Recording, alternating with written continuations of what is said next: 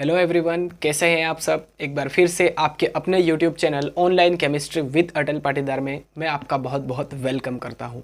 आज के वीडियो में यूनिट 5 सरफेस केमिस्ट्री का एक इम्पोर्टेंट टॉपिक हम पढ़ने वाले हैं, कोएगुलेशन या फिर फ्लोकुलेशन या प्रेसिपिटेशन, जैसा कि आप हेडिंग में देख रहे हैं। ठीक है, तो कोएगुलेशन के बारे में हम पढ़ने वाले हैं और इससे रिलेटेड हार्डी-शुल्जे रूल जो है वो भी हम डिस्कस करेंगे। ठीक है, चलिए तो सबसे पहले हम कोएगुलेशन या फ्लोकुलेशन या प्रेसिपिटेशन के बारे में पढ़ेंगे एंड देन हार्डी-शुल्जे रूल। ओके, चलिए सबसे पहले मैं आपको कोएगुलेशन के बारे में बता रहा हूं, है ना। यहाँ पर आप ध्यान दीजिएगा। चलिए सपोज कीजिए कि ये हमारे पास एक बीकर है और इसके अंदर हमने डाल दिया है कोई लायोफोबिक सोल। ठीक है, कौन सा सोल डाला है हमने? लायोफोबिक सोल हमने डाल दिया इसके अंदर। अब हमें पता है कि जो लायोफोबिक सोल्स होते हैं उनमें पॉजिटिवली चार्ज्ड कोलोइडल पार्टिकल्स भी होते हैं and negatively charged colloidal particles भी होते हैं। ठीक है, कोलोइडल पार्टिकल्स जो होते हैं उनमें पॉजिटिव या फिर नेगेटिव चार्ज पॉसिबल है, हो सकता है। ठीक है, तो यहाँ पर लायोफोबिक जो सोल हैं उनकी स्टेबिलिटी किसके कारण होती है? या तो उनके पास उनके जो पार्टिकल्स हैं उनके पास पॉजिटिव चार्ज हो या फिर उनके पास नेगेटिव चार्ज हो। ठीक है, यहां पर सपोज कीजिए कि ये कोई पॉजिटिवली चार्ज्ड सोल है। ठीक है, पॉजिटिवली चार्ज्ड लायोफोबिक सोल है।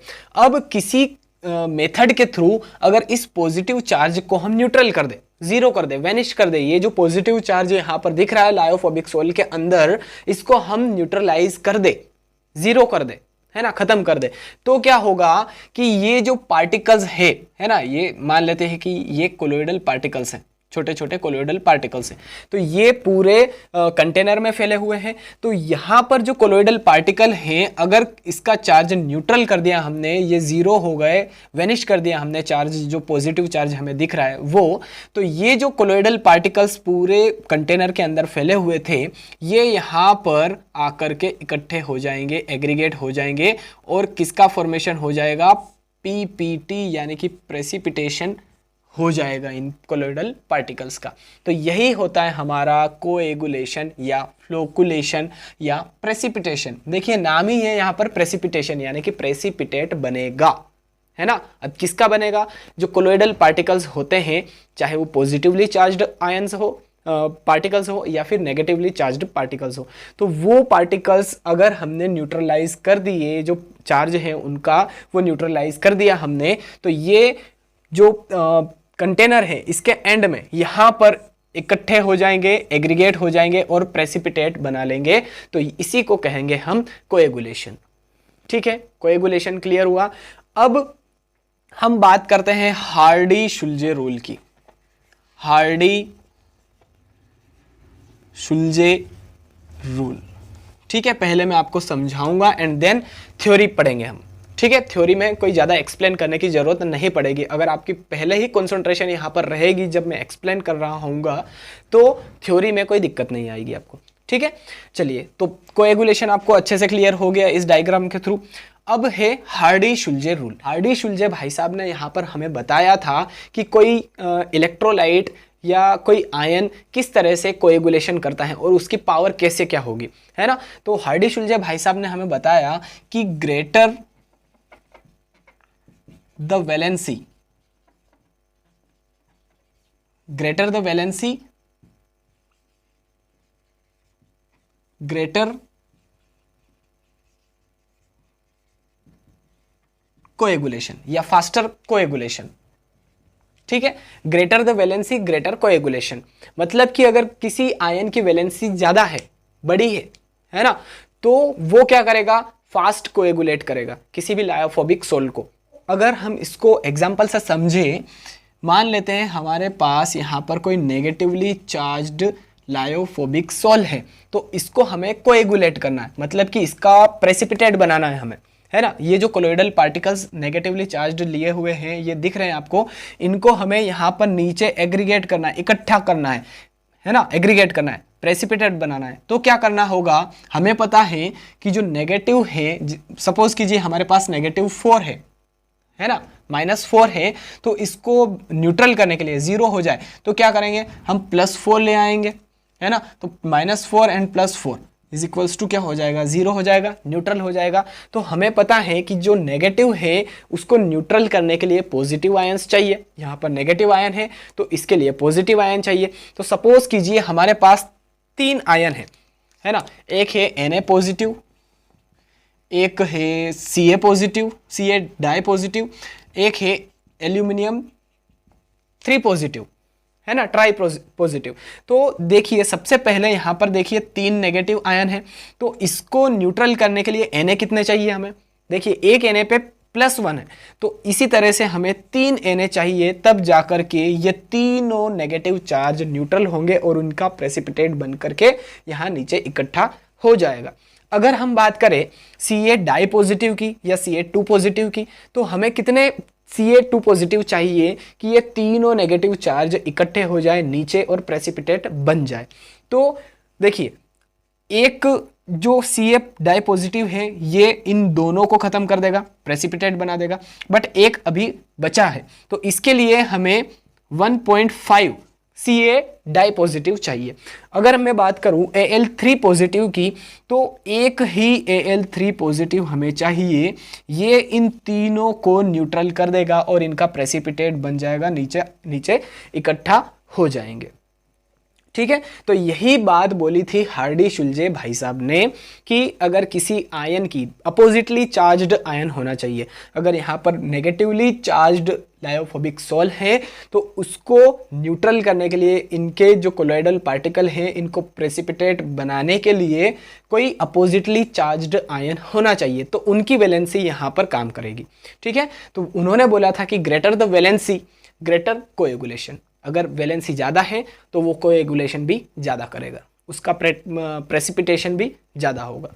ठीक है, तो ये है सिंपल सा हमारा हार्डी-शुल्जे रूल। अब इसके बाद मैं आपको थ्योरी बताऊंगा, आप अच्छे से क्लियर हो जाएंगे। तो चलिए अब यहाँ पर आपके लिए मैंने थ्योरी लिख दी है, इसका आप स्क्रीनशॉट ले सकते हैं, कॉपी में नोट डाउन कर सकते हैं। पहले आप इसका स्क्रीनशॉट ले लीजिए एंड देन मैं आपको एक बार और एक्सप्लेन कर दूंगा।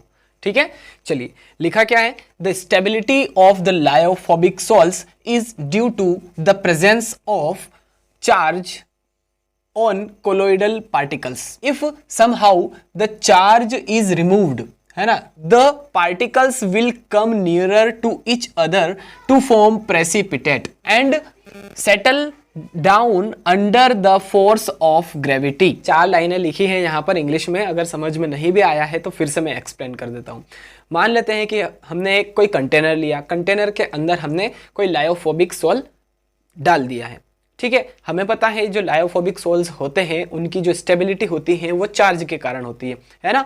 जो कोलॉइडल पार्टिकल्स होते हैं वो पॉजिटिवली चार्ज या नेगेटिवली चार्ज हो सकते हैं। ठीक है, और उसी के कारण उनकी स्टेबिलिटी होती है।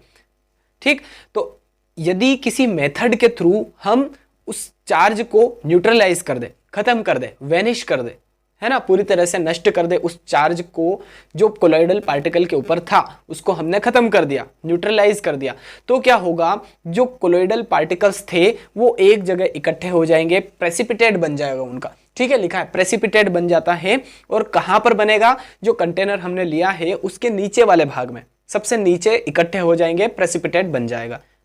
ठीक है, तो यही होता है कोएगुलेशन, और कोएगुलेशन को फ्लोकुलेशन या फिर प्रेसिपिटेशन भी कहते हैं, क्योंकि इसमें पीपीटी बनता है, प्रेसिपिटेट बनता है, इसीलिए इसको प्रेसिपिटेशन या फिर कोएगुलेशन या फिर फ्लोकुलेशन भी हम कह सकते हैं। ठीक है, कुछ नहीं है यार, देखिए लायोफोबिक जो सोल्स होते हैं उनका अगर प्रेसिपिटेट बन जाए तो कोएगुलेशन है ना, और प्रेसिपिटेट कहाँ पर बनेगा, जो कंटेनर है उसके सबसे नीचे वाले भाग में बन जाएगा।